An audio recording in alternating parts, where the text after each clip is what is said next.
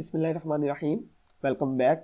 हमारी क्लास चल रही है सर्टिफाइड इन साइबर सिक्योरिटी की, और आज हम स्टार्ट करने जा रहे हैं अपनी domain number 3, access control concepts.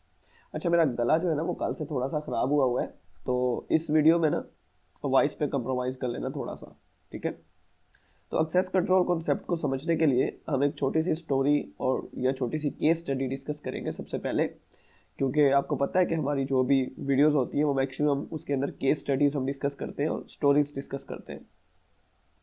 तो भाई साहब, ये है जी हमारा हार्डवेयर स्टोर, जिसकी कहानी वो पिछले पता नहीं 4-5 लेक्चर से चल रही है।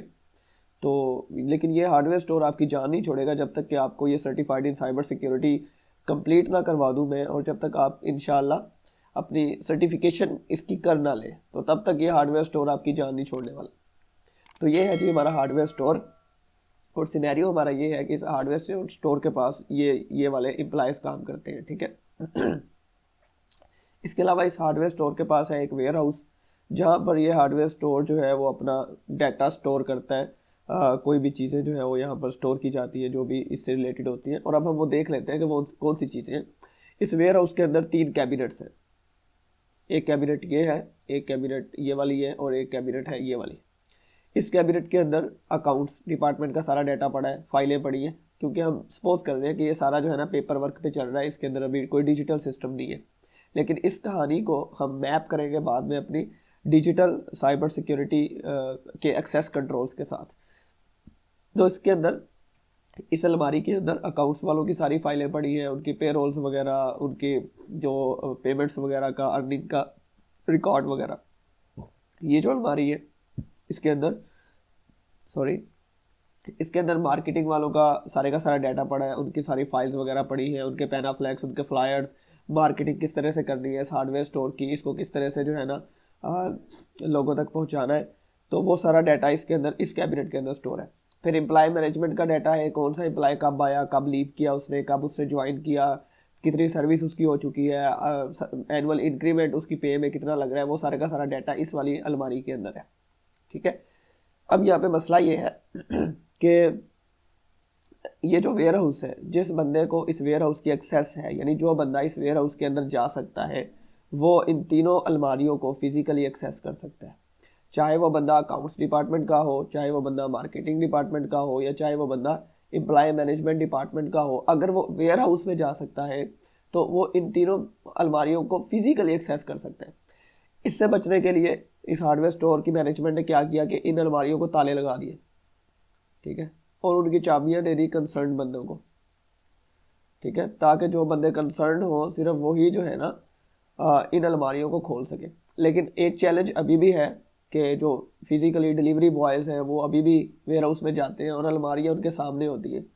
तो वो कोई ऐसी हरकत कर सकते हैं कि कोई मास्टर की लाए और कोई ताला खोल ले, ठीक है।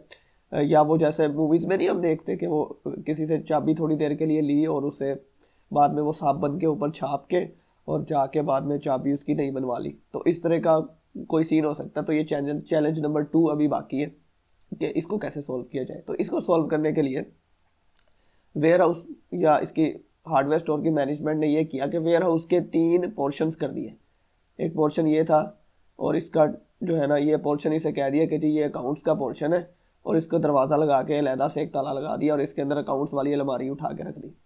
इसी तरह एक और दरमियान में दीवार कर दी और एक छोटा सा कमरा और बना दिया, और उसे कहा जी ये मार्केटिंग वालों का कमरा है और इसके अंदर सिर्फ मार्केटिंग वालों की अलमारी पड़ी है। फिर एक कमरा और बना दिया और उसके अंदर अलमारी रख दी इसकी एम्प्लॉय मैनेजमेंट वालों की, और उन्होंने कह दिया कि जी ये जो है ना कमरा सिर्फ एम्प्लॉय मैनेजमेंट वाला बंदा ही जो है ना इस कमरे में जा सकता है, और इसकी चाबियां दे दी एम्प्लॉय मैनेजमेंट डिपार्टमेंट को, इसकी कीज़ दे दी मार्केटिंग डिपार्टमेंट को, और इसकी keys they the accounts department वालों को, ठीक है। अब एक चैलेंज और आ गया। वो चैलेंज क्या था कि भाई साहब अकाउंट्स डिपार्टमेंट में भी बहुत सारे बंदे काम करते हैं, मार्केटिंग डिपार्टमेंट में भी बहुत सारे बंदे काम करते हैं, और इसमें अकाउंट्स डिपार्टमेंट में भी बहुत सारे बंदे काम करते हैं। तो इस अलमारी में जो फाइलें मौजूद हैं, अब लाजमी तो नहीं है हर बंदा जो है वो हर फाइल को एक्सेस कर सके, क्योंकि हर फाइल हर बंदे के काम की नहीं है। लेकिन वो सारी की सारी फाइलें जो कि कॉन्फिडेंशियल भी हो सकती है, जिसमें बिजनेस प्लान्स भी हो सकते हैं, ठीक है, जिसके अंदर फ्यूचर प्लान्स हो सकते हैं ऑर्गेनाइजेशन के, इस मार्केटिंग के अंदर उनके मार्केटिंग के प्लान्स हो सकते हैं, उनकी जो है ना प्रॉफिट समरी हो सकती है। इसी तरह अकाउंट्स के अंदर उनके अहम जो है ना वो कैश फ्लो की डिटेल्स हो सकती हैं। सो वो किसी ऐसे बंदे के हाथ तो नहीं लगनी चाहिए ना, जो है तो इस हार्डवेयर स्टोर का एम्प्लॉय लेकिन वो इससे रिलेटेड नहीं है इन चीज़ों से।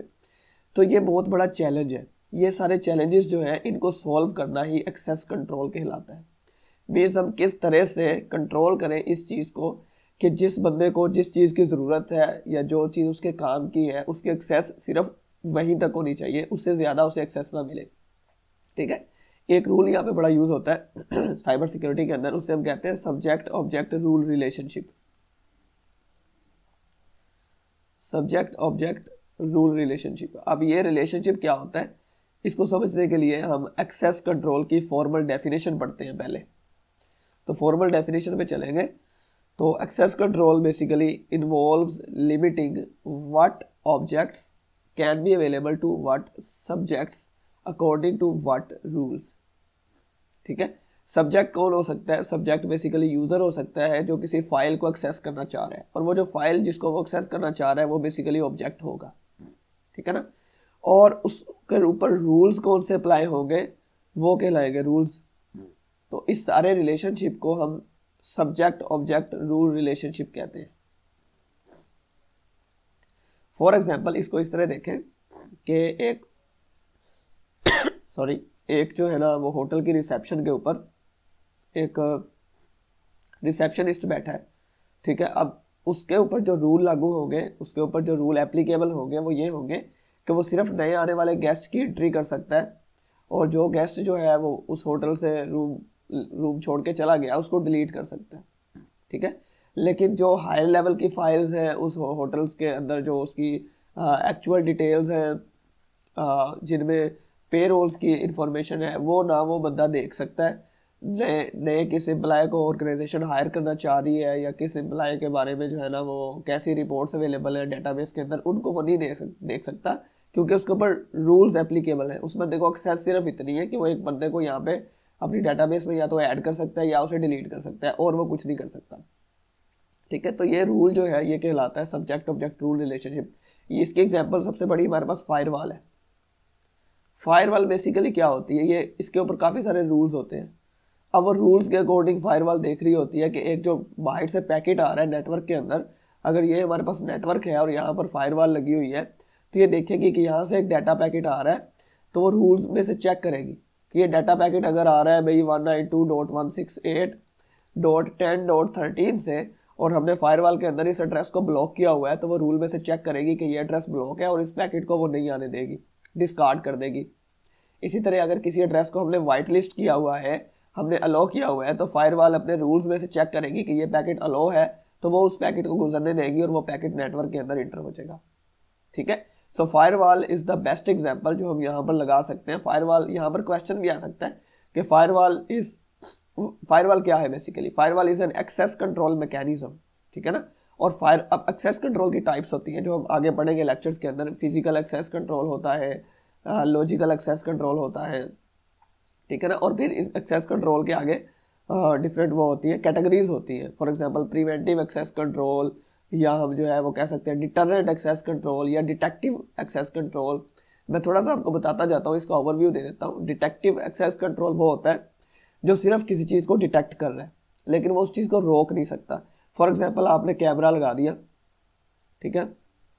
अब कैमरे के सामने कोई पर्सन आएगा या रात को कोई जो है ना वो टेररिस्ट उसके सामने आ गया कैमरे के आगे, और कैमरा उसको रिकॉर्ड कर लेगा, डिटेक्ट तो कर लेगा लेकिन कैमरा उसको रोक नहीं सकता। तो कैमरा बेसिकली एक डिटेक्टिव कंट्रोल है। ठीक है। सो ये जो कंट्रोल की कैटेगरीज है ये भी आप पढ़ेंगे इसी चैप्टर के अंदर। ठीक है। लेकिन आज का लेक्चर छोटा सा ही था, यहाँ तक कि मैं बना रहा हूँ क्योंकि मेरा गला काफ़ी ख़राब है। तो thank you so much and अल्लाह हाफिज़।